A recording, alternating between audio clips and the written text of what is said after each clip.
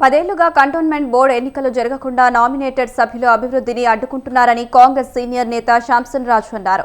All party JAC నేతలు కలిసి cantonment board అధ్యక్షుడు brigadier Nandeeshwar, CEO Madhukar Nayak, MLA Shri Ganesh కు ఆయన వినతి పత్రాలు ఇచ్చారు. కంటోన్మెంట్ బోర్డు ఎన్నికలు వెంటనే నిర్వహించాలని శాంసన్ రాజు డిమాండ్ చేశారు.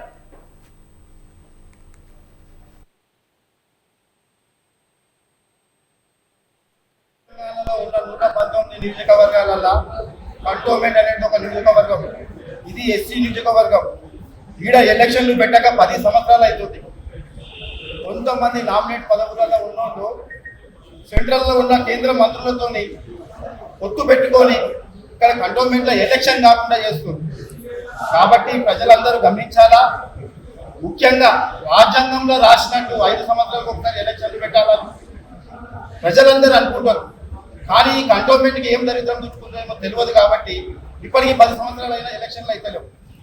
ముఖ్యంగా మా కంటోన్మెంట్లో ఉన్న 8 వార్డు ఒక మున్సిపల్ ఉంది. ఇక్కడ అభివృద్ధి అనేది జరగకుండా అయిపోయింది. కాబట్టి నేను చెప్పేది ఏంటంటే ప్రెస్ వాళ్ళకు అభివృద్ధి జరగాలంటే ఇక్కడ ఎలక్షన్ రావాలి. ఇక్కడ ఎలక్షన్ రావాలంటే కొంతమంది పెద్ద మనుషులు రాకుండా దీన్ని అడ్డుకుంటారు. రాబోయే దినాల్లో ఈ 30 మందితోనే మనిషికి 50,000 రూపాయలు వేసుకొని ఓటు పోయి మేము ఎలక్షన్లు తీసుకొస్తాం. తెలంగాణలో ఉన్న 119 నియోజకవర్గాలల్లో